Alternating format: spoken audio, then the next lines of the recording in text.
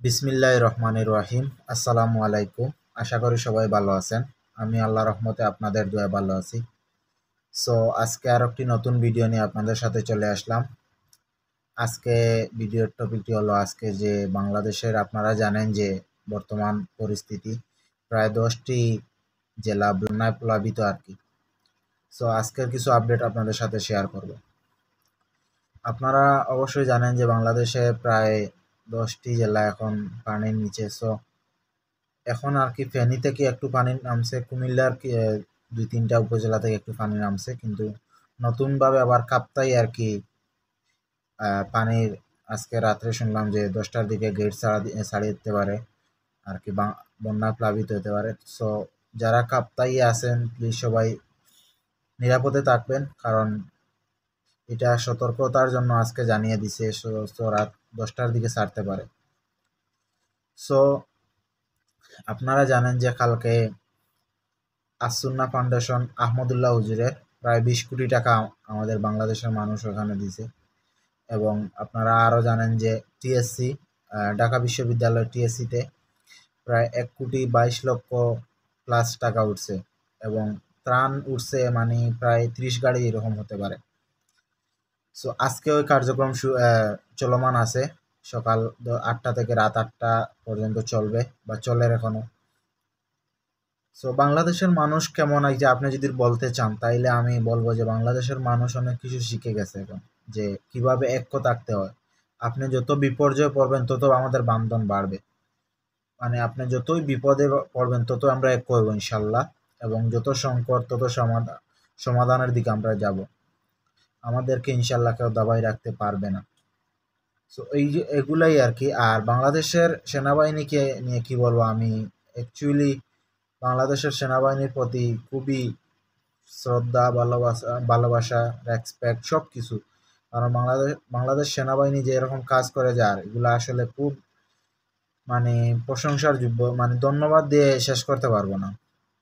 তার সাথে আছে বাংলাদেশ নৌবাহিনী সেম কাজ করে, মানে যতই ধন্যবাদ ততই কম হয়ে যাবে।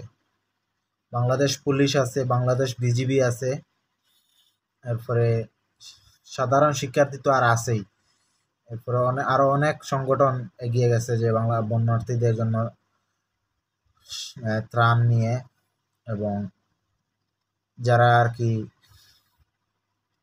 ইনফ্লুয়েন্সার আছে তারাও অনেক কষ্ট করে এই মানে বন্যাকালীন সময় মানুষকে সাহায্য করতে। এরপরে মানুষের খাবার, শুকনা খাবার, রান্না করা খাবার সবগুলাই। এই বন্যা কিন্তু এখনো শেষ না, আরো অনেক কাজ রয়ে গেছে আমাদের।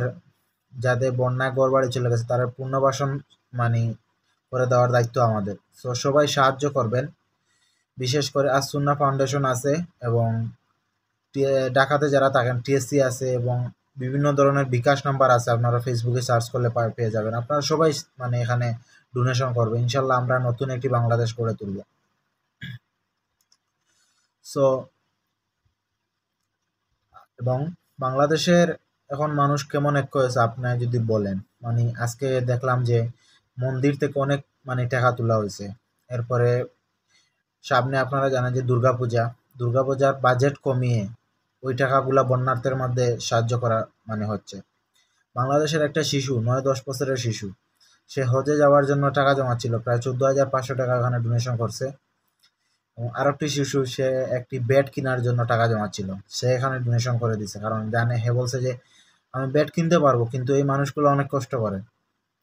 এইরকম অনেক রিস্কাওয়ালা মামা, আজকের দিনে উনি 400 টাকা রুজি করছেন, ওই 400 টাকা ওখানে ঢাকা বিশ্ববিদ্যালয়ের টিএসসিতে দিয়ে দিছেন, ডোনেশন করে দিছেন। সো আমরা সবাই যদি এগিয়ে আসি, এই বন্যা কিছুই না। আমরা বাংলাদেশ প্রায় 18 কোটি মানুষ, এই 40 লাখ মানুষ পানিবন্দী বা 45 লক্ষ, এই মানুষগুলাকে আমরা উদ্ধার করতে আমরা 18 কোটি মানুষ ঝাঁপিয়ে পড়বো ইনশাল্লাহ। এবং যারা এখনো মানে সাহায্য করছেন না, আপনারা আসুন্না ফাউন্ডেশনও ডোনেশন করতে পারেন, এবং আপনারা আরো বিভিন্ন মাধ্যম আছে, আপনারা সাহায্য করতে পারেন। আসুন্না ফাউন্ডেশন লিঙ্ক আমি ডেসক্রিপশনে দিয়ে রাখবো, আপনারা সাহায্য করতে পারেন। এবং বাংলাদেশের 10টি জেলা এখন বেশিরভাগ আর কি ফেনীতে, কুমিল্লাতে যাচ্ছে, কিন্তু বাদবাকিগুলা মানে অনেকে যাচ্ছে না। অনুরোধ থাকবে সবার যে সব জেলাগুলোর দিকে যেন একটু নজর দেওয়া হয়, কারণ 2টা জেলা পাচ্ছে বা বাকি 8টি জেলায় পাচ্ছে না, এটা কেমন হয়ে যাচ্ছে না? সো সবাই একটু যারা আর কি এখানে আসেন বন্যার্থের জন্য সাহায্য করতেছেন, সবাই একটু মৌলভীবাজার, হবিগঞ্জ, লক্ষ্মীপুর, চাঁদপুর এদিকে একটু খেয়াল রাখবেন, সবাই অনুরোধ থাকলো। এরপরে যেই জায়গাগুলোতে নৌকা যাচ্ছে না, এই জায়গাগুলোতে বাংলাদেশ সেনাবাহিনী, বাংলাদেশ নৌবাহিনী, বাংলাদেশ পুলিশ, বাংলাদেশ, এরপরে প্রবাসী কল্যাণ একটি সংস্থার আছে, মানে যেখানে আর কি কয়েকটি হেলিকপ্টার আছে, তারা সাহায্যে এগিয়ে আসছে।